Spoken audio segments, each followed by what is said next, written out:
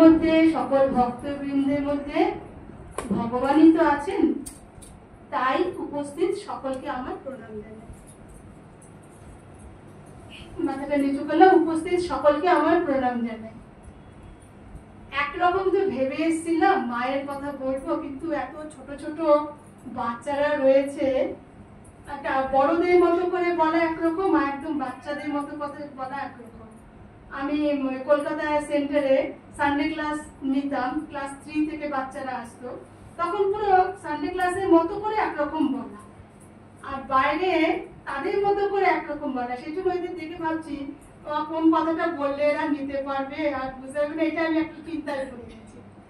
আমি একটু মাঝ বরাবর কথা বলবার চেষ্টা করছি। হ্যাঁ, কারণ যদি তোমাদের বুঝতে অসুবিধা হয় আমাকে পরে জিজ্ঞাসা করে নিতে পারো। মাসে একবার করে আমার আসার কথা, এটা তো মে মাস হয়ে গেল, জুন মাসের লাস্টে হয়তো একবার আসবো। তোমরা মনে যা যা প্রশ্ন লিখে রেখে দেবে, তোমাদের মতো করে তো তোমাদের বলতে হবে। আর এখন কিন্তু এটা সাধারণভাবে আমি বলছি। আমি আজকে একটু মায়ের কথা বলবো, আমাদের মায়ের কথা। তোমরা এখানে সংস্কৃত অনেক কিছু জানো, শুনেছো, কিছু কিছু হয়তো মানে জানো। আমি মায়ের উপরে দুটো লাইন বলছি সুর করে, একটু কানে শুনে রাখো, মানেটাও আমি বলে দেবো, যেটা আমাদের কাছে খুব সহজ, তোমরা পরে শিখে নেবে।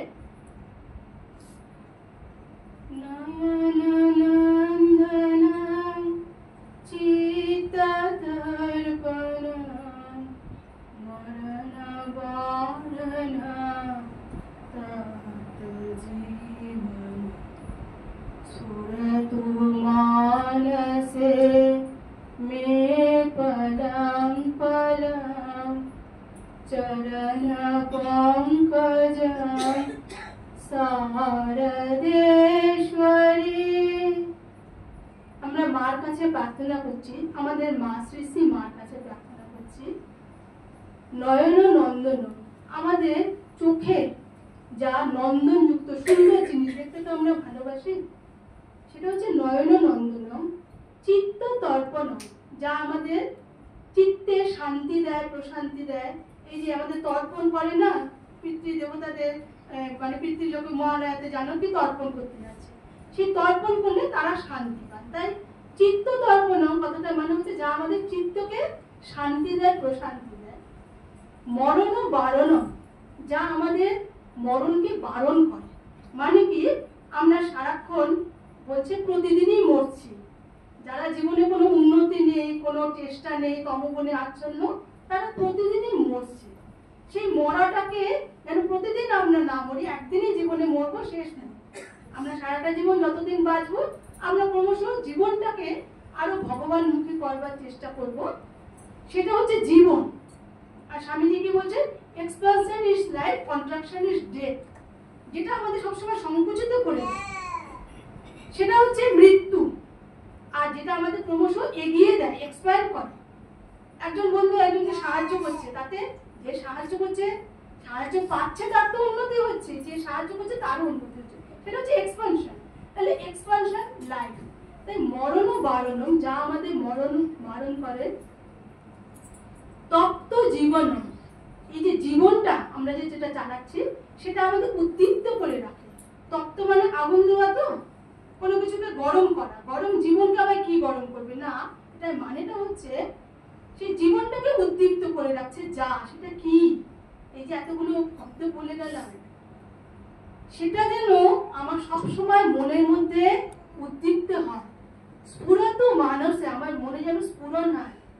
স্ফুরত মানসে মে পলম পলম, প্রতি পলে যেন সেইটা আমার হৃদয়ে স্ফুরিত হয়। সেটা কি জিনিস হতে পারে বলো তো? মায়ের কথা বলছি, শেষ কথা বলছে, চরণ পঙ্কজম শারদেশ্বরী।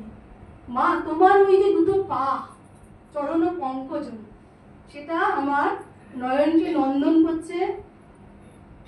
তপ্ত জীবন নয়ন মরণ নয়ন নন্দন, চিত্ত তর্পণ করছে, মরণ বারণ করছে, তপ্ত জীবনকে তপ্ত করছে। সেই চরণ তোমার কাছে আমাদের এটা প্রার্থনা, সেই চরণ যেন আমার হৃদয়ে প্রতি পলে পলে, সুখে দুঃখে, বিপদে আপদে, সম্পদে, ভালোবাসায় ঘৃণায়, সেই তোমার পা যেন আমি যেন মনে করি, আমি তো তোমার সন্তান, তুমি তো সবার মা। সেটা এই দুটো লাইনে বলছে। এটা প্রার্থনা সুরত মানসে মে পলং পলং চরণ পঙ্কজম শারদেশ্বরী। আমি লাইন দুটো ছোটরা আছে বলে একবার বলছি শুরু করে, ভবিষ্যতে তোমরা একটু লিখে নিও, শিখে নিও, খুব সুন্দর। মায়ের কথা দিতে পারবে, মায়ের কথা আমরা ভাববো সবকিছু, কিন্তু আমরা যেন মাকে একটু সবসময় মনে করতে পারি।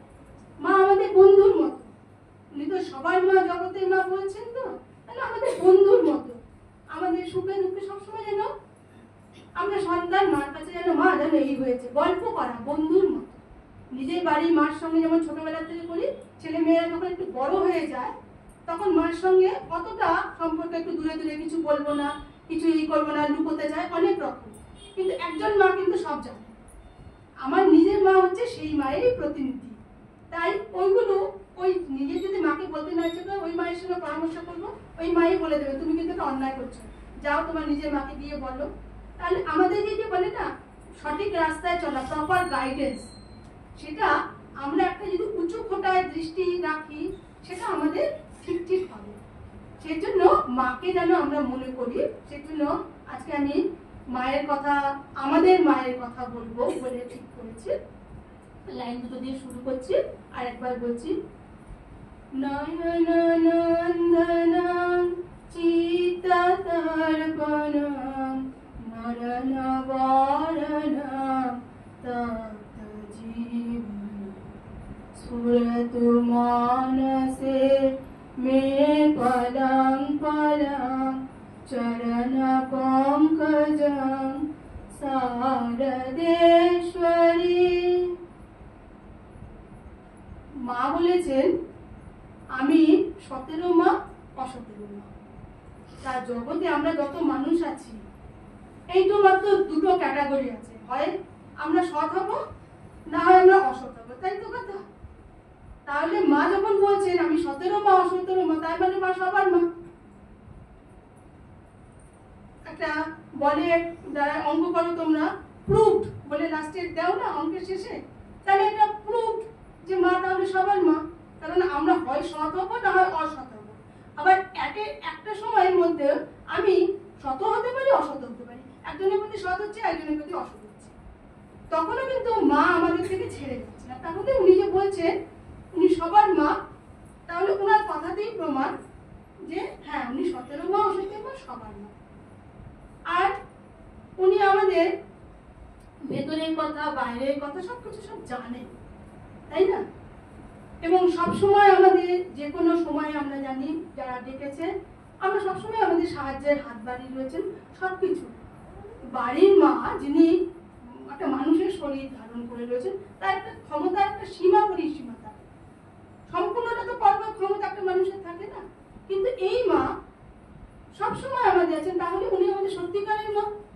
মা নিজে বলছে আমি পাতানো মা নই, আমি সত্যিকারের মা। তাহলে এটাও প্রুফ, ওনার কথার সঙ্গে মিলিয়ে মিলিয়ে আমি বলছি। আর আমাদের মায়েরা যারা আমাদের এই পৃথিবীতে এনেছেন, হ্যাঁ আমার লেখাপড়া জানেন, আমার ছোটবেলা থেকে জানেন আমি ভবিষ্যতে চাকরি করা যা কিছু হবে সেই সম্বন্ধে, তাহলে একটা নির্দিষ্ট সময়ের জন্য জানেন, নির্দিষ্ট অবস্থাতে জানেন। আগে আমার অতীতে আমি কি ছিলাম, ভবিষ্যতে আমি কি হব, আগের জন্য প্রজন্ম জানা সম্ভব নয় একটা মানুষের পক্ষে। সেখানে মায়ের বিভিন্ন ঘটনা আমি একটু বলবো, আপনারা শুনেছেন, শোনা কথায় একটু মিলিয়ে দেখা। মা আগের কথা, পরের কথা, ভবিষ্যতের কথা সব শ্রীমা বলে দিচ্ছেন, জানেন। তাহলে উনি হচ্ছেন জন্ম জন্মান্তরের মা। মা বলছেন আমি সকলের মা, আমি সত্যিকারের মা, আমি জন্ম জন্মান্তরের মা। আপনারা যারা এই ছোটরা বাচ্চারা মায়ের জীবনী পড়েছো, ওপর ওপর খুব সহজ একটা জীবন, তাই না? এটা একটা খুব মুশকিলের ব্যাপার, মাকে না বোঝা যায় না। একটু গভীরভাবে একটু চিন্তা করলে একা একা, হ্যাঁ মাকে আমরা সবাই কিভাবে বুঝি, মা না খুব কথা শোনে, তাই না বলো? একটি তামিল মেয়ে আমাদের দিল্লিতে পড়াশোনা করে, এখানে দিল্লি মিশনে আসে, সে বলছে মঠ মিশনে গৌতমানন্দ মহারাজের দীক্ষিত, সব ঠিক আছে। বলছে চোখে জল এসে গেছে সে। আচ্ছা মা, প্রতিটা কথাই মা শোনেন, কি করে এত মা কথা শোনেন? এসে আমাদের কলেজে পড়েছে, এসে সেই প্রথম দিন দেখেছে, বলছে বাবা আমাকে যদি একটু এখানে কাজ করতে বলতেন, মানে কোনো কিছু সাহায্য।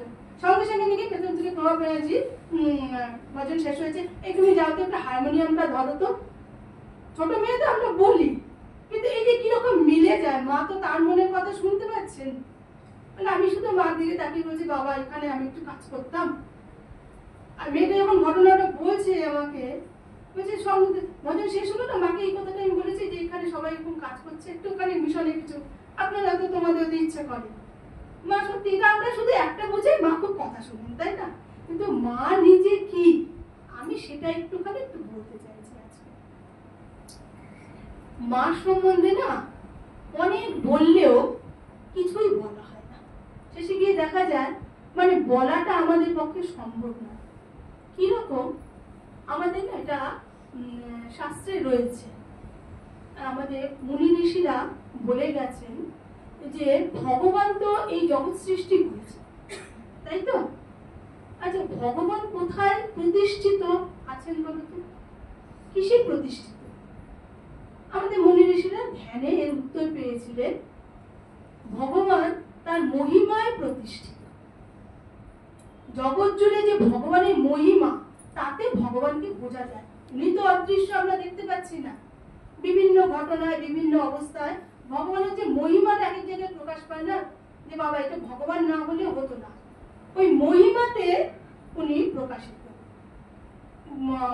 কিরকম, নাস্তিক ছেলে, ডাক্তার ছেলে, গ্রামে সে নিজে খুব সার্ভিস দেবে বলে ইচ্ছা করে গ্রামে চাকরি নিয়েছে, কিন্তু বউ খুব মানে ভগবান, বলছে তুমি একদিনকে মানবে ভগবান, আমাকে তখন মনে করবে।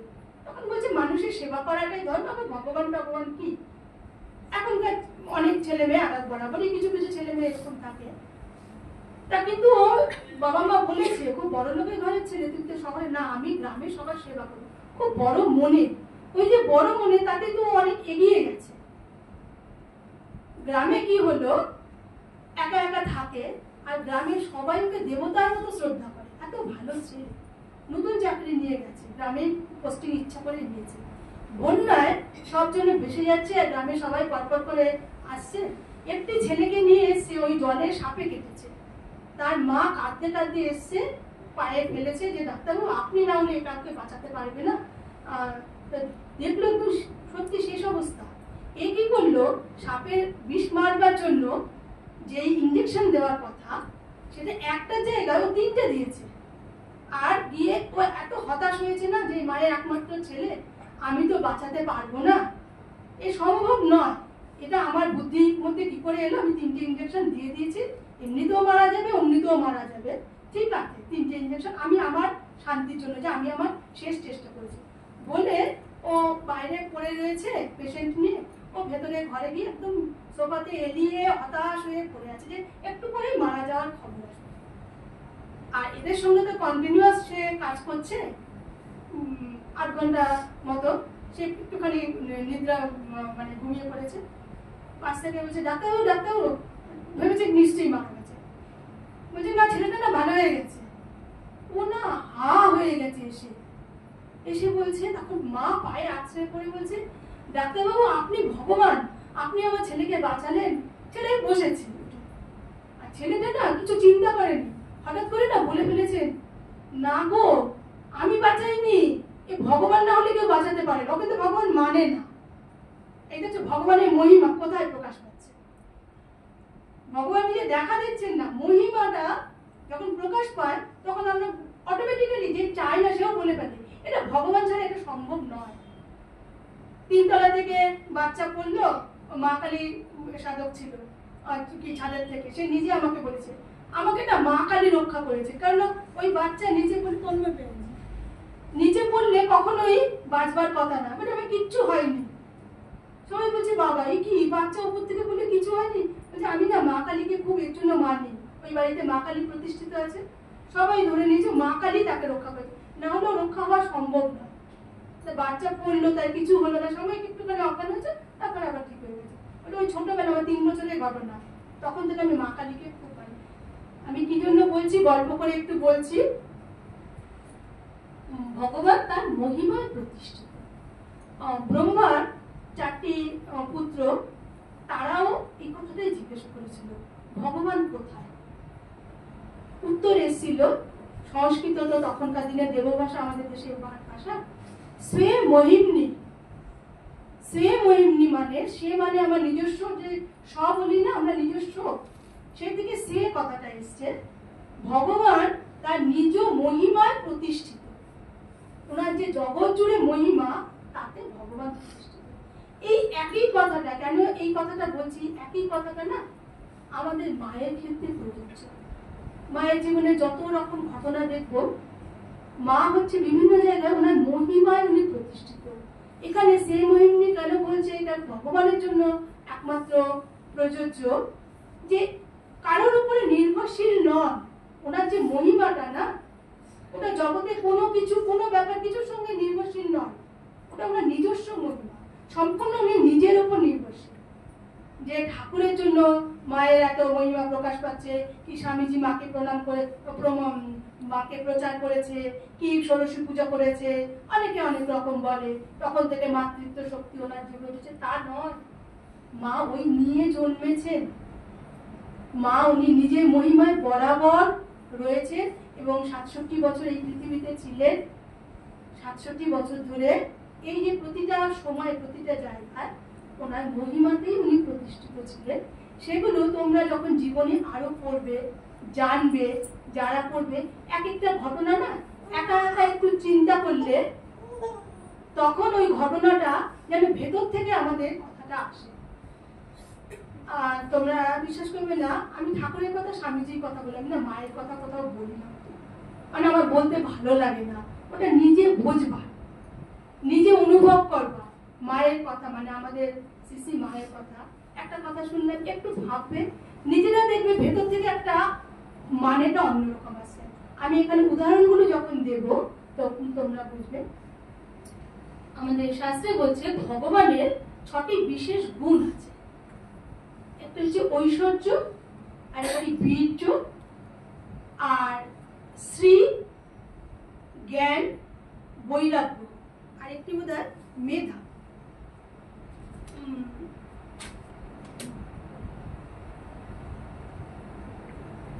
যশটা আমার মনে থাকে, ঐশ্বর্য, বীর্য, যশ, শ্রী, বৈরাগ্য আর জ্ঞান। আমি এগুলো একটু ধরে, তোমাদের কাছে কঠিন শব্দগুলো লাগতে পারে, এমনি মোটামুটি মানেগুলো বুঝিয়ে দিলে বুঝবে। ঐশ্বর্য বলতে আমরা কি বুঝি, ইংরেজিতে ওয়েলথ বলে যেটা, কিন্তু সেটা হচ্ছে মেটেরিয়াল ওয়েলথ, আমরা জাগতিক ঐশ্বর্য। মায়ের তো সেটা দিয়ে হবে না, মা গরিব ঘরে জন্মেছেন আর বিয়ে হয়েছে গরিব ঘরে সারা জীবন। এখানে কথা কোনটা হচ্ছে আধ্যাত্মিক ঐশ্বর্যের কথা হচ্ছে। ভগবানের যে ঐশ্বর্য না, সেটা কি রকম বোঝা যায়, তাই বিভূতিতে প্রকাশ পায়। তোমরা গীতা এখানে অনেক পড়েছো, তোমাদের বিভূতি যোগ নাম শুনেছো তো? ওখানে আছে যে বিভূতিতে ভগবান নিজের ঐশ্বরিক প্রকাশ হয়। মায়ের বিভিন্ন ঘটনা যদি আমরা একটু চিন্তা করি, কিরকম এই ঐশ্বর্যের প্রকাশটা ছিল। ছোটবেলা থেকে উনি কি দেখতেন, যে ওনার সঙ্গে কেউ একজন মেয়ে, উনি দল ঘাস কাটছেন, কেউ একজন মেয়ে এসে ওনাকে সাহায্য করছে। উনি মা কিন্তু চেনেন না, মা কি বলছে, একজন না কেউ এসে আমার সঙ্গে সাহায্য করতো, অন্য লোক এলে কিন্তু দেখা যেত না। মা বিভিন্ন কাজ করতেন, মানে ওনার নিজের মা শ্যামা সুন্দরী দেবীর সঙ্গে তো প্রচুর কাজ করতেন। তো একেবারে ছোট থেকে বাড়ির বড় মেয়ে, বড় বড় হাড়ি নামাতে পারতেন না, অন্য প্রচুর যখন ওনার কাজ, উনি দেখতেন কোথা থেকে একটা মেয়ে এসে ওনাকে সাহায্য করতেন, আবার অন্য লোকজন এলে চলে যেতেন। মা বলছেন কোথায় যে চলে যেত জানতাম না। আচ্ছা, মা কেন কখনো জিজ্ঞাসা করেনি তুমি কে গো, কোথা থেকে এসছো? এটা একটা স্বাভাবিক কথা। মা শুধু এই ঘটনাটা বলছেন, পরপর ঘটনাগুলি উনি শুধু ঘটনাগুলো কথা প্রসঙ্গে বিভিন্ন জনকে বলে গেছেন। এই যে মা যে বলছে না চাপা, উনি শুধু ঘটনা, এবার ঘটনা বাকি তোমরা বুঝে নাও। কিরকম, উনি যখন ওই শ্বশুর বাড়িতে গেছেন, স্নান করতে যেতেন হালদার পুকুরে, আগে 4 জন মেয়ে, পরে 4 জন মেয়ে ওনাকে পথ দেখিয়ে নিয়ে যাচ্ছে। আর গ্রামে যে দল ঘাসের কটার সময় কি, গ্রামে তো সবাই সবাইকে চেনে, মা কি করে তাকে না চিনেও মার মধ্যে কিন্তু কোনো প্রশ্ন নেই। এই যে কেন প্রশ্ন নেই সেটা একটা ভাববার বিষয়। আমরা হলে মাকে বলতাম, মা তুমি কেন জিজ্ঞাসা করলেন না সেই মেয়েটি কে, ওই 4 জন মেয়ে যে 8 জন আসছে কে মেয়ে, জিজ্ঞাসা তো তুমি কখনো করেননি। আবার তুমি স্নান করে যখন উনি আসতেন চলে যেতেন। মা নিজে জানতেন আসলে তারা কারা। কিরকম, চণ্ডীতে আছে না যে শুম্ভ নিশুম্ভের সঙ্গে যখন যুদ্ধ করছেন দেবী, হ্যাঁ, ওনার মধ্যে থেকে তো অনেক দেবী বেরোলেন, তারা সবাই মিলে যুদ্ধ করছে। তা শুম্ভ নিশুম্ভের রাগ হয়েছে, ওরা বলছে যে এটা কি, তুমি তো একা যুদ্ধ করবে বলেছিল, কন্ডিশনটা ছিল মা একা যুদ্ধ করবে, তাই না? যখন খবর পাঠালেন যে এদের সঙ্গে যুদ্ধ করবে, তুমি তো একা যুদ্ধ করবে, এরা কারা, এতজন দেবী। তখন মা চন্ডিকা বলছেন যে ওরে মূর্খ, একই বাহম জগৎ দ্বিতীয় কা মহাপরা, আমি জগতে একাই আছি, এই দেখো এরা সব আমার মধ্যে ঢুকে আছে। তখন সব দেবীরা ওনার মধ্যে ঢুকে গেল, উনি একা হয়ে গেলেন। এই যে দেবী ইচ্ছা করে নিজের থেকে সৃষ্টি করছেন, আবার নিজের মধ্যে ঢুকে গেছেন, এটা হচ্ছে ভগবানের ঐশ্বর্য, বিভূতি। এই শ্রী শ্রী মায়ের ক্ষেত্রে ঠিক এই ঘটনাটা আপনারা মেলাতে পারছেন, তোমরা মেলাতে পারছো। মা ওনাকে সাহায্য করবেন বলে ওনার মধ্যে থেকেই সেই দেবীরা আসতেন, সেই মেয়েরা আসতেন, তার মধ্যেই মিলিয়ে যেতেন। অন্য লোক এলে উনি মা দেখতে পেতেন না, কেননা মাকে এই জাগতিক এত কঠিন অবস্থার মধ্যে দিয়ে যেতে হবে। ভগবানকে, ভগবতীকে কে সাহায্য করতে পারে? দেবদেবী না হলে ওনাকে কে সাহায্য করবে? ওনার অংশে অনেকে জন্মেছেন, তারা এই ওনার সঙ্গে এসেছেন, ঠাকুরের অংশ থেকে জন্মেছেন, ঠাকুরের পার্শ্বদ হয়েছেন।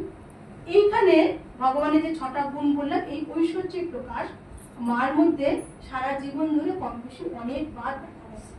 মা নিজের মধ্যে কোনো প্রশ্ন ছিল না, তার মানে মাও জানতেন এনারা মায়ের থেকেই সৃষ্টি হচ্ছেন। আবার জগদ্ধাত্রী পুজো গ্রামে ছোট শারদা, তখন উনি ছোটবেলায় বসে মা জগদ্ধাত্রীর কাছে বসে ধ্যান করছেন। হ্যাঁ, ঐশ্বর্যের আরেক দু একটা ঘটনা বলছি।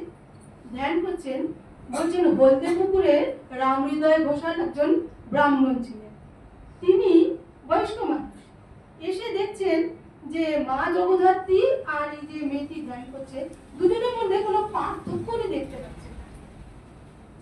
এটা উনি পরে অন্যদের বলেছেন, তারা পরে জানিয়েছে, এবং সেইগুলো উনি ভয় পেয়ে চলে গেলেন। আচ্ছা, এটা একটা কথা, একজন বয়স্ক লোক যথেষ্ট বাস্তব বুদ্ধি সম্পন্ন, তিনি আমার কনফিউজ হয়ে যাবেন কে জগদ্ধাত্রী কে মা, বুঝতে পারছেন না।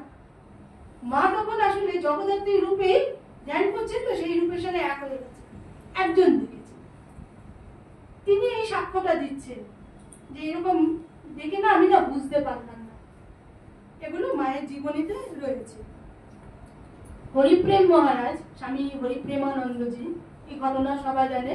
মায়ের পায়ে যখন হাত বুলেছিলেন, ভাবছেন মা নাকি দেবী বলে ওনার মনে সংশয় হয়েছে, এরকম শির বার করা পা, পায়ের দিকে তাকিয়ে পদসেবা করছেন, একটু মায়ের পায়ে ব্যথা ছিল তো একটু টিপে দিতে হতো। উনি বলছেন নিমেষে দেখছি চোখের সামনে সব পাটা যেন একদম পূর্ণ একটা যৌবনা নারীর মতো হয়ে গেল, পায়ের মধ্যে সেই অর্ধচন্দ্রাকৃতি নখ গয়না পরাই করে। তখন উনি অবাক হয়ে ভাবছেন এটা কি হলো, উনি কেমন হয়ে গেছেন, মায়ের মুখের দিকে তাকাচ্ছেন, দেখছেন বাবা এই তো দেবী সাক্ষাৎ সেই কিরিটি ধারী নিয়ে বসে রয়েছেন।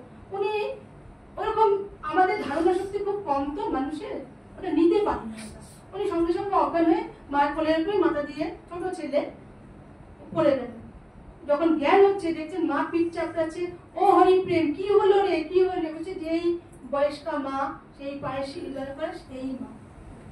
কতজন যে মাকে দেখেছেন না এরকম দেবী হিসেবে, অবস্থা বুঝে স্থান কালে মাঝে মাঝে তো প্রকাশ পেত। এই যে প্রকাশ পেত, এটা হচ্ছে ভগবানের ঐশ্বর্য। আর একটা ঘটনা বলছি, বাচ্চাদের ভালো লাগবে। এটা বেরোয়নি, অনেক ঘটনা না বেরোয়নি, বিভিন্ন জনের মুখে শোনা। এটা করুণা প্রাণাজি বলেছিলেন, কোথায় বেরিয়েছিল উনি, কোথায় একটা করেছেন। ওই বসি এ আছে না, সুরেশ সেন বোধহয়, সুরেশ্বর সেন, মা যখন কোয়ালপাড়া হয়ে জয়রামবাটির থেকে হয়ে আসতেন, মাঝখানে তাদের বাড়িতে একটু বিশ্রাম নিতেন, একবেলা থাকতেন, তারপর আবার রওনা হতেন। সেইবারই একজন বয়স্ক ভদ্রলোকের ঘটনা। উনি তখন খুব ছোট বাচ্চা ছিলেন। এখন গ্রামে তো তখন অনেক 2-3টে গ্রামে পরে একটা দুর্গাপুজো হতো। এই তো এরকম ছোট বাচ্চা ছেলে খুব বায়না ধরেছে, চিৎকার চেঁচামেচি কান্না মা দুর্গাকে দেখতে।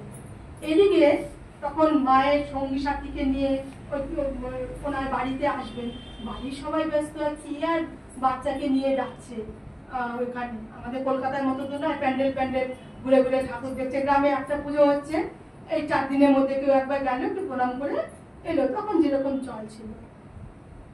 মা গেছেন, গিয়ে দেখছেন বাচ্চাটা খুব কাঁদছে। বলছে কি হয়েছে? না, ও মা দুর্গা দেখতে যাবে। তখন বলছে তাই, সেই জন্য কাঁদছে? বলে কেউ সামলাতে পারছে না। তখন বলছে ঠিক আছে, তুমি আমার সঙ্গে এসো। মা নাকি ওনাকে নিয়ে পাশের বারান্দায় গেছে, গিয়ে কি করেছে কেউ জানে না ঘটনাটা। তারপরে ফিরে এসে বাচ্চা কান্না থেমে গেছে, আর একবারও বলছে না মা দুর্গাকে দেখতে।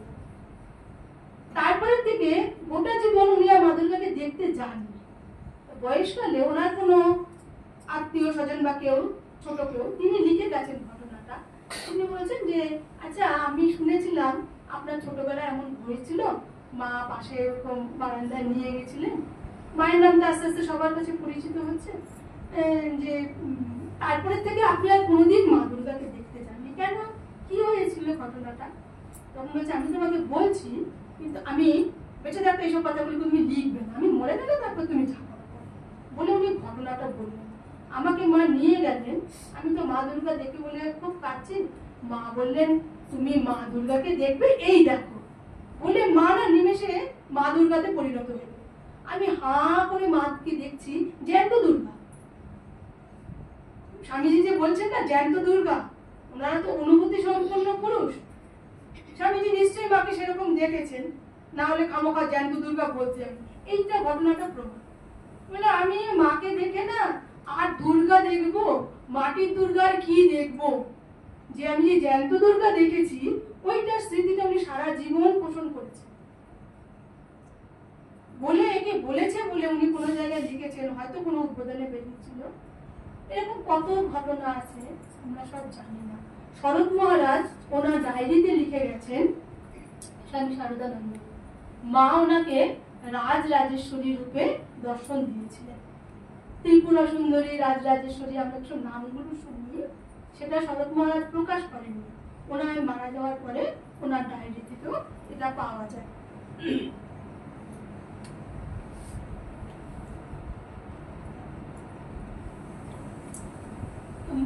ভগবানের আরেকটি গুণ হচ্ছে বীর্য। বীর্য মানে বীরত্ব। আমরা যে বলি না, স্বামীজিকে ঠাকুর বলছেন ও বীর। আচ্ছা, এই বীর্য আমরা মায়ের সঙ্গে কি করে মেলাবো? মা এমনি ভাবে বাইরে থেকে দেখতে না খুব আপাত নিরীহ একজন মানুষ, শান্ত, একটু ভীতু গোছের মানুষগুলো যেমন হয় না, মা ওই রকম থাকতেন সবাই, যেন কিচ্ছুটি জানেন না। আর এখানে একটা মজা আছে, তোমরা যারা বড় হয়ে আরো বড় চাকরি করবে, এটা আমি শুনেছি, এটাকে না বলে কি বলতো, লো প্রোফাইলে থাকা। সবকিছু জানে অথচ এমন দেখাবে যেন কিছু জানে না। আর হাই প্রোফাইলে তার মানে কি উল্টোটা কিছুই জানে না, দেখাচ্ছে কত কিছু জানে। তোমরা তো দেখো জগতের মানুষদের, এই যে মা না সবসময় লো প্রোফাইলে থাকতে। আর এই লো প্রোফাইল ব্যাপারটা এখনকার আইএএস আইপিএস যারা অ্যাডমিনিস্ট্রেশন লেভেলে আছে না, ওদের ট্রেনিং এর মধ্যে এটা শেখানো হয়। কেননা এই অ্যাডমিনিস্ট্রেশন শাসন ব্যাপারটা একটু গোপনীয় রাখতে হবে তো সব ব্যাপারে। তা তুমি সবকিছুই জানবে, কোথায় কি হচ্ছে কি না হচ্ছে সব জানবে, খুব বড় পাওয়ারেও রয়েছে, কখনো সেটা বাইরে প্রকাশ যেন না পায়। তাহলে কি হচ্ছে, শত্রুপক্ষ সেটা তো বুঝে ফেলবে, ধরে ফেলবে না। সেই জন্য এই লো প্রোফাইল একটা ট্রেনিং আছে নাকি ওদের, আমি এটা শুনেছি।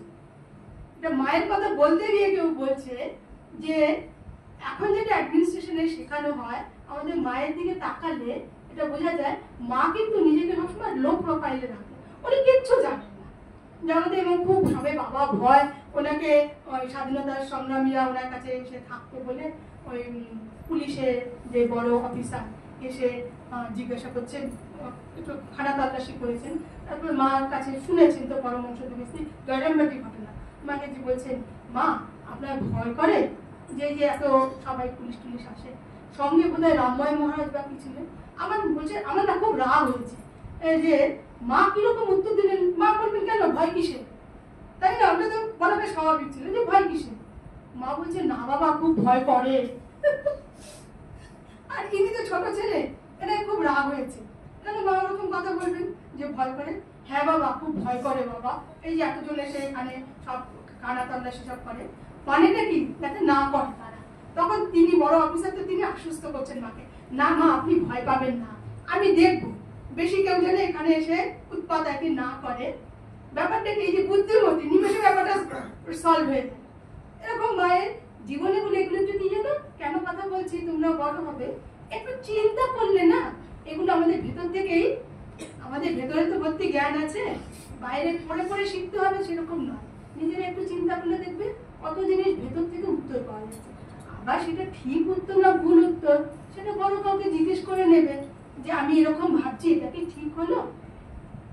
আপনারও অনেক সময় ভেতর থেকে যখন আমাদের প্রকাশ হয়ে যায় না, তখন নিজে থেকে আনন্দ হয়, ওই কথাটা তো আমি আগে ভাবিনি, ও এটা এরকম বুঝি। মা তুমি বেশ খুব ভালো তো আমাকে বুদ্ধিটা দিলে। মানে বুদ্ধি উনিই দিচ্ছেন, উনি সব করাচ্ছেন বিভিন্ন অবস্থায়। আচ্ছা, আমরা এই বীর্যের কথা বলতে গিয়ে আমাদের প্রথম কোন ঘটনাটা মনে পড়ে বলুন তো? মায়ের যে বিরক্তের প্রকাশ। সব জায়গায় মা দেখাচ্ছেন আমি কিছু জানি না।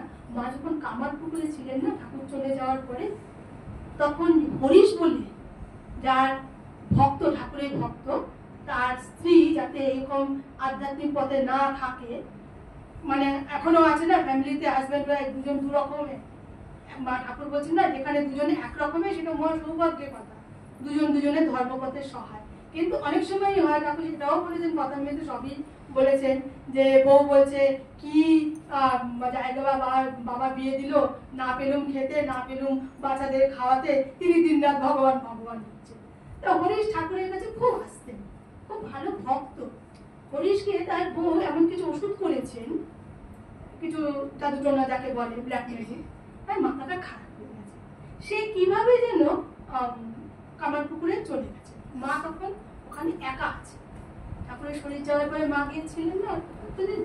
আচ্ছা, মায়েরও বয়স অল্প তখন, হরিশ তার থেকে ছোট আরো, কিন্তু ইয়াং ছেলে তো।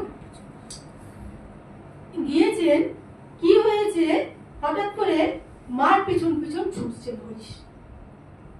ঘটনাটা আপনারা সবাই জানেন, আমি যেটা জানা ঘটনা সেটা বেশি বাড়িয়ে বলছি না, তোমরাও পড়েছো।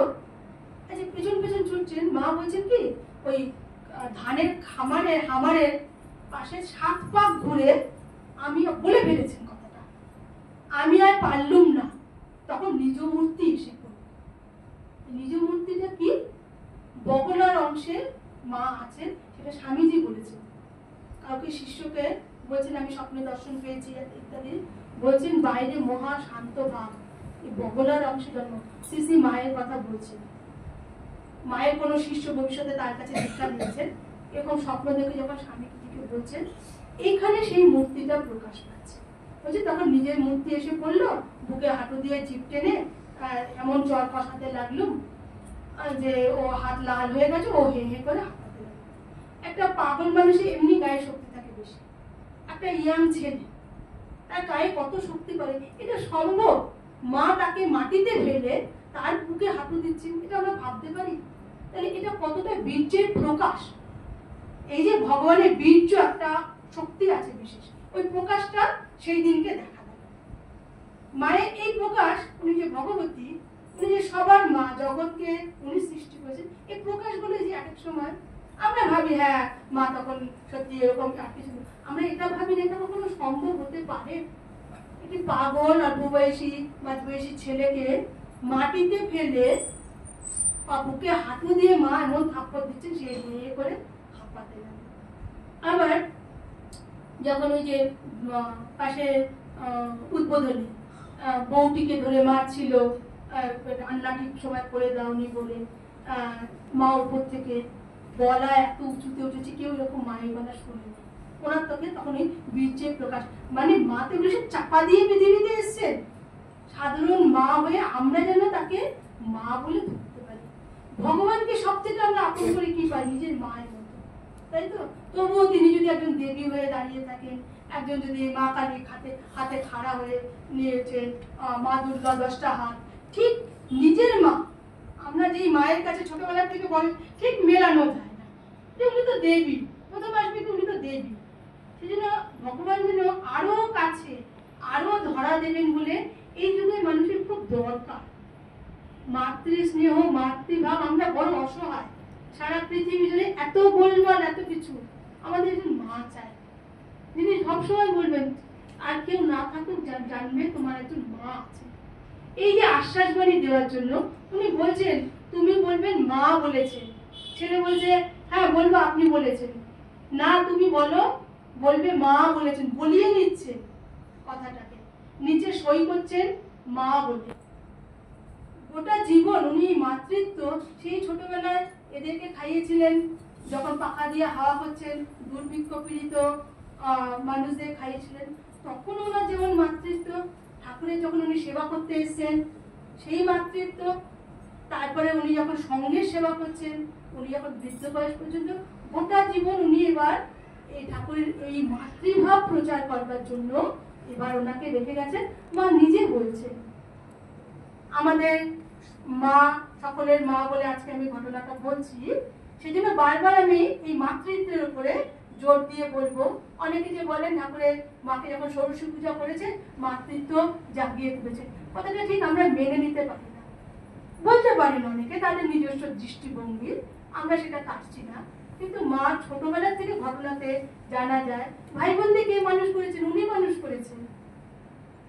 এবং মা কালী মামারা ওনারা পরবর্তীকালে বলছে দিদি আমাদের মায়ের মতো, পারছেন না কোলে কাকে নিয়ে ছোট ভাই বোনদের উনি নিয়ে যাচ্ছে আমাদের নদীতে স্নান করাতে নিজের থেকে। এটা কোনো কর্তব্যের খাতিরে না, এটা হচ্ছে দরদ দিয়ে, ভালোবাসা দিয়ে। জগতের মানুষের সঙ্গে কর্তব্যের সম্পর্ক একটা, আর দরদের ভালোবাসার সম্পর্ক আলাদা, তখন ব্যাপারগুলো সোজা হয়ে যায়। এবং আরো ওইখানে তখন যে ওই ঘটনাটা বলছিলাম, চিৎকার করে বলছেন ওরে মিশে তুই কি বউটাকে মেরে ফেলবি নাকি? তোমরা মায়ের জীবনে পড়েছো তো সবাই, যারা একটু বলেন একটু মিলিয়ে নিতে পারছো তো ঘটনাগুলো।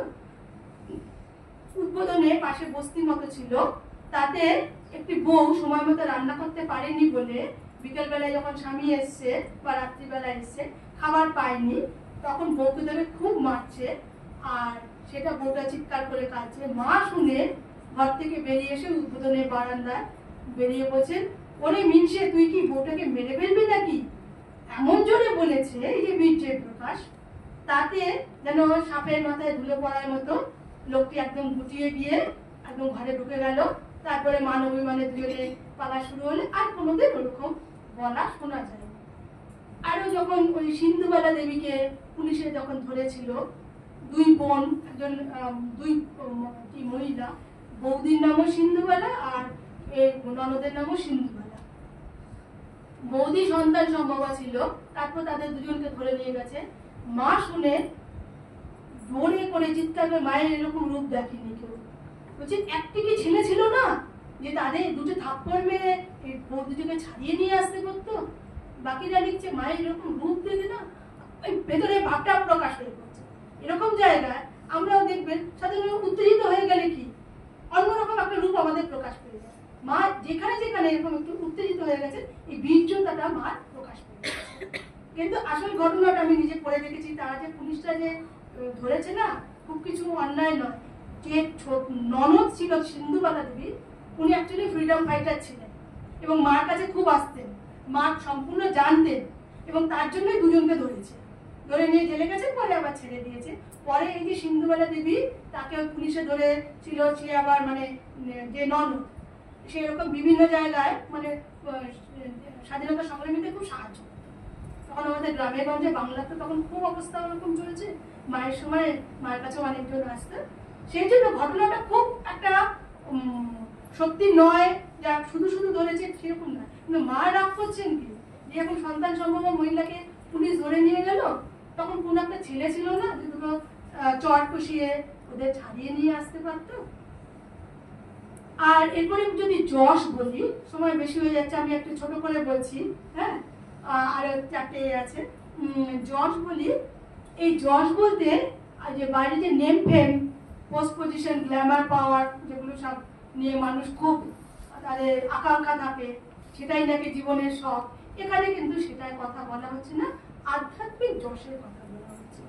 যেমন ঠাকুরের ত্যাগ তপস্যার কথা তখনকার দিনে কলকাতায় সবাই জানতো, মায়ের কিন্তু সেরকম কথা কিন্তু তখন কেউ জানতো না, কিন্তু আমরা মায়ের গোটা জীবন দিয়ে দেখি যে এই যশের কথাটা কি করে মানুষ জেনে যাচ্ছে। সঙ্গীত জানা, মা তো লেখাপড়া জানতেন না তেমন কিছু, কোনো বইপত্র পুঁথিপাতাও পড়েননি, যে বেদান্তের জ্ঞান উনি যে বলছেন সকলের মধ্যে কেউ তোমার পর নয় মা, জগৎ তোমার আপনাদের বেদান্তের, যে সকলের মধ্যে সেই একই আত্মা রয়েছে, সেই তিনি আমাদের মধ্যে, আর আমি নিজে আসলে কি এই দেহ মন শরীর নয়, আমি হচ্ছে আসলে আত্মা। এই যে জ্ঞানের কথাগুলো মা তো কোনো বই পড়ে শেখেননি, মায়ের কোনো ঠাকুরের মতো এরকম ভৈরবী ব্রাহ্মণীর কাছে কি তোতাপুরীর কাছে তপস্যা করেছেন সেরকমও নয়। আর ঠাকুর বলেছেন আমি কত শুনেছি, মা ওরকম কিছু শোনেননি, সময় পাননি, সারা জীবন লেখাপড়া করবারও সময় পাননি, শোনবারও সময় পাননি। তাহলে এখানে প্রশ্ন, মা এই জ্ঞান কোথা থেকে পেলেন? ছোটবেলা থেকে প্রত্যেককে জন্যই ভালোবাসছে, আপন বোধে ভালোবাসছে, এই জ্ঞানের থেকে ভালোবাসছে। এই অদ্বৈত জ্ঞান ওনার মধ্যে ছিল প্রথম থেকেই, সেটা না সিস্টার দেখেছে। ভগিনী নিবেদিতা কতগুলো এমন কথা বলে গেছেন না, সেগুলো ভাবলে বড় অবাক লাগে। মাকে দেখে উনি বুঝেছিলেন ভগিনী নিবেদিতাকে স্বামীজি কিছুদিন মায়ের বাড়িতে রেখেছিলেন, আর ওনার এমন তীক্ষ্ণ মেধা, মাকে এমন দেখতেন না, দেখে উনি কদিনে বুঝে গেলেন ইনি কিন্তু সামান্য নারী নন।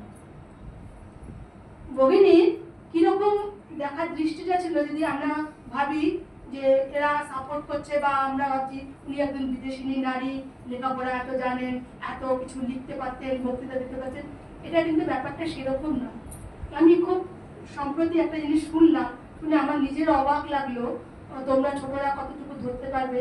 এই যে আত্মার কথা তোমরা তো শুনেছো এখানে বিভিন্ন সময়, আমি আসলে শরীর নই, মন নই, সব হচ্ছে আমার আমার আমার দেহ, আমার বুদ্ধি, তাহলে আমিটা কি? আমি আসলে সেই আত্মা, ভগবানের একটা অংশ, তাই না? শুনেছো কথাগুলো? নতুন শুনছো না? ভগবানের একটা অংশ আমাদের মধ্যে আছে, আত্মস্বরূপ, সেই জীবাত্মা প্রত্যেকের মধ্যে।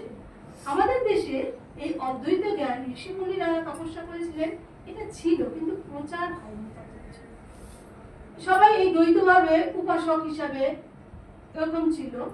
আর পরবর্তীকালে মহাভারতের যুগে শ্রীকৃষ্ণ গীতার মধ্যে এটা বলেছেন, তাও তত কিছু প্রচার হয়নি, সাধারণ মানুষের কাছে যায়নি। আর সেটা গিয়ে যখন শঙ্করাচার্যের সময় আস্তে আস্তে সারা পৃথিবীর লোক তো ভারতবর্ষে ঢুকে পড়ছে, ভারতের কালচারটাকে নষ্ট করে দিচ্ছে, শঙ্করাচার্যটা ব্যাপকভাবে নিয়ে তপস্যা সিদ্ধি দিয়ে উনি প্রধানত অদ্বৈত জ্ঞানটাকে প্রচার করেন। শঙ্করাচার্য প্রচন্ড ভক্তিমান, দ্বৈত বিশিষ্টাদ্বৈত সব স্বীকার করলো, প্রধান অদ্বৈত জ্ঞান, যে মানুষ যদি এক ভগবানের সঙ্গে মিলে যায় তাহলে সেটা হচ্ছে চূড়ান্ত। যাই হোক, কিন্তু তারপরেও এই কথাগুলো কিন্তু আমাদের সমাজের মধ্যে, বিশেষ করে বাংলা সমাজে, যারা এইসব শাস্ত্র চর্চা করে তারা জানে মুষ্টিময় কিছু, কিন্তু এই ব্যাপকভাবে এটা প্রচার করলেন ঠাকুরের অনেক দিক থেকে অনেক কিছু ব্যাপকভাবে প্রচার করলেন এই ঠাকুর এসে নিজে পড়ে, নিজে বলে, নিজে এরকম একটা ইন্টেলেকচুয়াল গ্রুপ স্বামীজিদের মতো তাদেরকে জোগাড় করে এই পৃথিবীময় আজ যে অদ্বৈত জ্ঞান প্রচার হচ্ছে, এত গভীরভাবে আমরা ভাবি না। সেই 10,000 বছর থেকে আগে থেকে শুরু করে আজ অব্দি চিন্তা করলে এই ঠাকুরের এখানে একটা বিরাট কৃতিত্ব, যেটা নিয়ে কেউ আলোচনা, বিভিন্ন দিক থেকে ঠাকুরের কৃতিত্ব আমি পরে পরে আরো বললে এখানে বুঝবে, অনেক দিক থেকে আমি বলবো। ইংরেজ আমলে ওনারা জানেন লর্ড মেকালে কিরকম করেছিলেন, ঠাকুর কিরকম করলেন।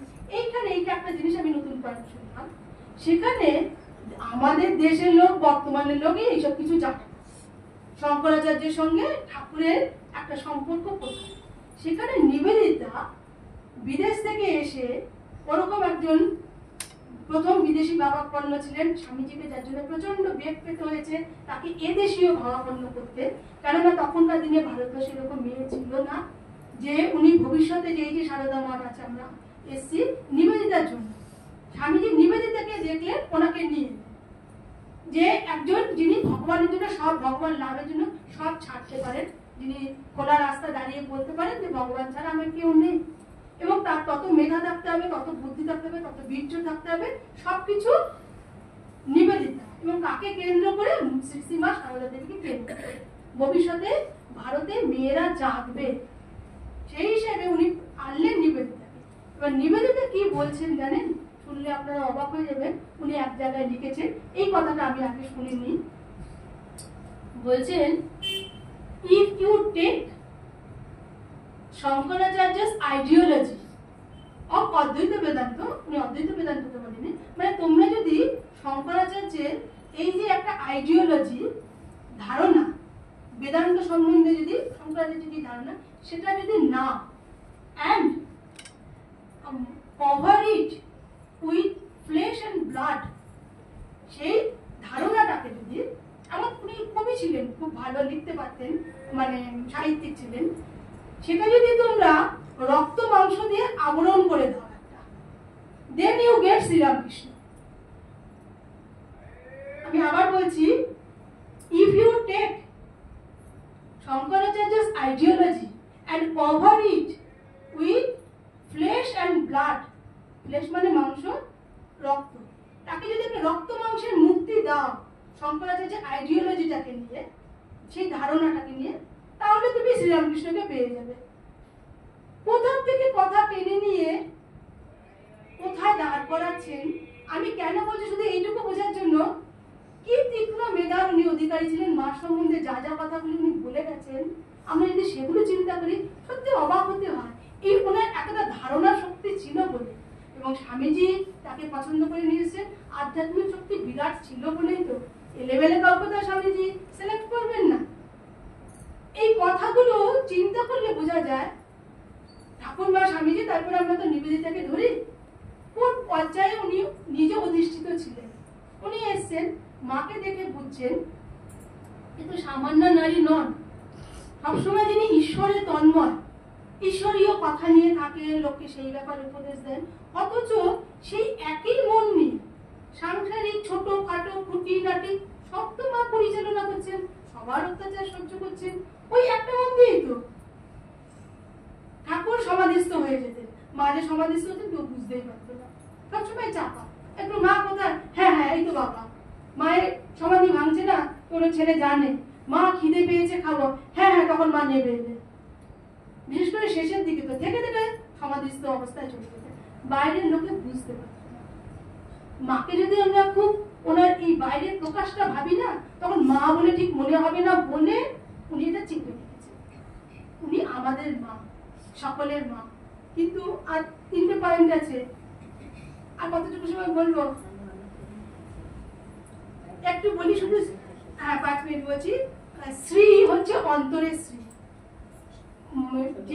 যেই মার কাছে আসছে, যা কিছু উনি তো লেখাপড়া জানতেন না, কিছু জানতেন না, প্রত্যেকে সব প্রশ্নের উত্তর উনি দিয়ে দিচ্ছেন, সবাই সন্তুষ্ট হয়ে চলে যাচ্ছে। নিবেদিতা দেখে এটা অবাক হয়ে যাচ্ছে, এবং প্রত্যেকের প্রতি এত ভালোবাসা। নিবেদিতা তার সুন্দর ভাষায় বলছেন, শ্রীরামকৃষ্ণের সবার প্রতি তো, বিশ্বের সকলের প্রতি তো প্রেম ছিল, ভালোবাসা ছিল, ঠাকুর চলে গেলে সেটা কোথায় রেখে যাবে। বলছেন শ্রীমা সারদা দেবী হোলি মাতার বলছেন শ্রীরামকৃষ্ণের বিশ্ব প্রেম ধারণের পাত্র, এত শুদ্ধ সত্য আদার, এত পবিত্রতা, শুধু শারীরিক না, মনটা এত সুন্দর, পবিত্র মন। এরপরে জ্ঞানের কথা বলছি, গীতাতে বলছে নহি জ্ঞানেন সদৃশম পবিত্রম ইহ বিদ্যতে, জ্ঞানের দিয়ে, আর কিন্তু জ্ঞান চর্চা করে তার মধ্যে পবিত্রতা আপনা থেকেই হতে থাকে, মনের পবিত্রতা। তাই জ্ঞানের মতো পবিত্র কিছু হয় না।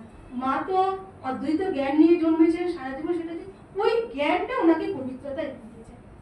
দেহে, মনে, আচার আচরণে, বাক্যে কারণ উনি দোষ দেখতে পেতেন না। নিজের ভেতরে দোষ নেই, জগতে কোনো কালিমা দেখতেই পাচ্ছেন না। এটা এই জ্ঞানের জন্য।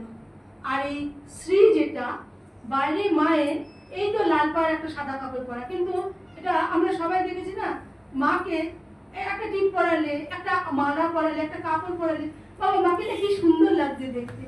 মাকে দেখো তাকিয়ে থাকতেছে। মায়ের এই ছবিতে একই তো ছবি, এই ছবিতে একরকম, ওই ছবিটা একরকম। সেই ছবিটা যেন মায়ের বিভিন্ন রূপ, ওই একাই মন্দিরে বসে আছে সেই ছবি তোমরা বিভিন্ন জায়গায় দেখবে, বিভিন্ন রকম দেখায়।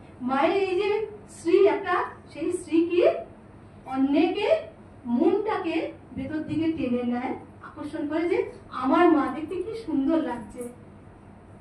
আর বলছেন বৈরাগ্য, বৈরাগ্য ওনার একেবারে স্বাভাবিক ছিল। শরৎ মহারাজ বলছেন, কেউ ওনাকে জিজ্ঞাসা করছে এক কথায় মায়ের কোনো বৈশিষ্ট্য বলতে, কেউ বলেছে এক কথা হচ্ছে নির্বাসনা। এমন বৈরাগ্য দেখেনি, এমন আসক্তিও দেখেনি। বৈরাগ্য মানে কি কোনোটাতে ওনার নিজে কোনো চাই না। ভক্ত মহিলা এসেছেন, অচেনা অজানা, বালিশ নেই, খুঁজে পাওয়া যাচ্ছে না, গ্রামের জায়গা। বরদা মহারাজ তখন ছিলেন। এই ঘটনাটা আমাদের কোনো মাতাজিকে বলেছেন, তিনি বলছেন যে বরদা মহারাজ বলছেন, মাকে বললাম উনি তো বালিশ ছাড়া শুতে পারেন না। মা বলছেন হ্যাঁ তাই তো, বালিশ পাওয়া যাচ্ছে না, কি করে বালিশ ছাড়া, আমার বালিশটা নিয়ে যাও। বরদা মহারাজ তো সেবক, বলছেন মা আপনার বালিশ আমি কি করে নেবো, ওটা আমি পারবো না। তখন মা বলছেন তুমি কেন পারবে না, ওর মধ্যে কি ঠাকুর নেই? আমি বলছি যাও নিয়ে যাও। এই যে মায়ের ভেতরে তেজটা, মা কিন্তু স্নেহশীলা ছিলেন, স্নেহ দুর্বলা ছিলেন না। ওনাকে কেউ দুর্বল কখনো কেউ ভাবলে ভুল করবে। তখন বরদা মহারাজ বলছেন, মা যখন এইভাবে বললেন না, আমাদের মাতাজিকে বলছেন, আমি না তখন আর নাক করতে পারলাম না, কারণ গামছা নেই, নিয়ে আসেনি সঙ্গে করে। মা বলছে আমার গামছাটা নিয়ে যাও।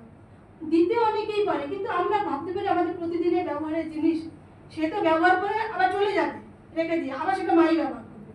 মানে এত দূরটা না ঠিক আমাদের ভাবনার বাইরে। তা এই যে মায়ের এই বৈরাগ্য, কোনো কিছুর প্রতি ওনার জগতে কিছু, যে আমরা যাকে বলি না অ্যাটাচমেন্ট, একটা আঁকড়ে ধরা কিছু নেই, সাময়িক হচ্ছে অবস্থাতে উনি তাল দিচ্ছে। আর মজার সব থেকে ঘটনা হচ্ছে যে এটাও লেখা হয়নি, শরৎ মহারাজ মশারি পাঠিয়েছে, নতুন মশারি মার জন্য জয়রাম বাটিতে। রাত্রিবেলা মশারি টাঙাতে গিয়ে সেবকরা, সাধুরা দেখছে, সাধুরা নিয়ে গেছে, দেখছে কালী বাবা এসে ওটা নিয়ে চলে যাচ্ছে। তো তাদের তো খুব রাগ হয়েছে, তারা মশারি ধরে টানছে আর কালী বাবাও ধরে টানছে। কালী বাবা আবার চিৎকার করছে, দিদি তোমার ছেলেরা আমাকে মেরে ফেললো, এই দিদি আমার তোমার ছেলেরা। তখন মা গেছে, এরা ভাবছে মা তো, আমরা স্বাভাবিক ভাবে কি বলবো, মা বলবেন যে এই কালী তুই ছেড়ে দে। মা গিয়ে, ছেলেরা তো আসলে নিজের বেশি আপন, আর নিজের ঘরের ছেলেকেই বকা যায়। মা গিয়ে ছেলেদের বলছে তোমরা সাধু হয়ে একটা মশারি নিয়ে টানাটানি করছো, ছেড়ে দাও। তারা বলছে শরৎ মহারাজ আপনার জন্য পাঠিয়েছেন, ছেড়ে দাও বলছি। তারা বিক্ষোভে ছেড়ে দিল, কালী মামা মশারি নিয়ে চলে যাবে। এরকম যে কত ঘটনা আছে, সেই জন্য ওনার কিন্তু 100% বৈরাগ্য। এই যে বৈরাগ্য কাদের হয়, আত্মজ্ঞানীদের হয়, যিনি সবার মধ্যে সেই নিজের আত্মাকেই দেখছেন, আপন পর যার কোনো ভেদ নেই। মাঝে শেষ যে দুটো কথা বলে গেছেন না, উনি সারা জীবন নিজেকে অনুশীলন করেছেন, সেটা কারোর কাছে প্রকাশ করেননি যে আমি অনুশীলন করছি এই ভাবে। লাস্ট মোমেন্টে ওই কথাটা উনি বলে যাচ্ছেন, যদি শান্তি চাও মা কারো দোষ দেখো না, দোষ দেখবে নিজের। জগতে কেউ, এটা হচ্ছে বাস্তব কথা, জগতের কথা। আমরা যে জগতে যদি সবার সঙ্গে থাকতে চাই, তাহলে আমরা যদি শান্তি চাই, হ্যাঁ উল্টো করে নেওয়া যায়, যদি অশান্তি চাও মা সবার দোষ দেখো, তাই শান্তি চাও মা কেউ যদি না নিতে চায়, ঠিক আছে নিও না মার কথা, তাহলে অশান্তি চাও তো সবার দোষ দেখো। যদি শান্তি চাও মা কারো দোষ দেখো না, দোষ দেখবে নিজের, পাল্টে নিলে দোষ দেখবে অন্যের, তাহলে অশান্তিও হবে। আর শান্তি কিছু তোমার জগতের সঙ্গে কোনো সম্পর্ক নেই। মা জিনিসটাকে এইভাবে বলছেন বাস্তবিক।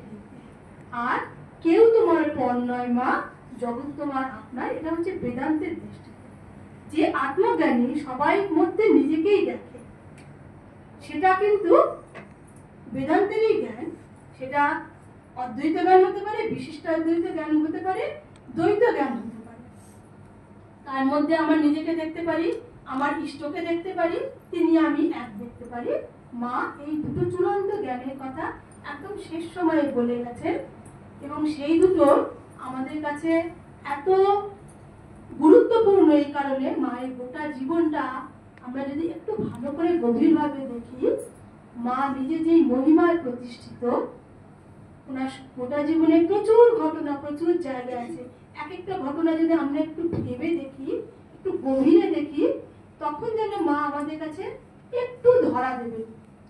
না হলে মা ওই দেখতে কি সুন্দর, আমার সব কথা শোনেন, আর আমি অসতের মা সতের মা বলেছেন, সুতরাং আমি যা খুশি কাজ করি, মা তো ঠিক মাফ করে দেবেন।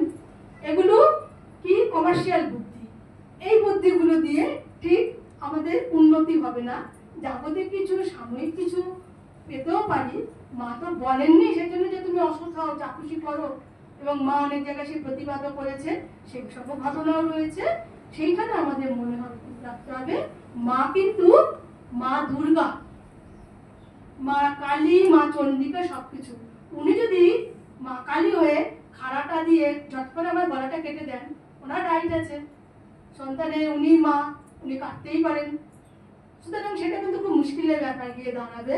তাই আমরা যেন অসৎ না হই, যে মা বলেছেন তিনি অসতের মা, আমরা যেন সবসময় তার কৃপা পাওয়ার জন্য, তাকে হৃদয়ে রেখে আনন্দ পাওয়ার জন্য সবসময় যেন আমরা তার সৎ সন্তান হই, এবং প্রতি ক্ষেত্রে আমরা যেন মার দিকে তাকিয়ে থাকি, আমাদের সকলের মা হিসেবে তাকে যেন হৃদয়ে অনুভব করতে পারি, এবং আমাদের মধ্যে যেন কোনো স্বার্থপরতা, কোনো ব্যক্তিকেন্দ্রিকতা এসে আমাদের দৃষ্টি মলিন না করে দেয়।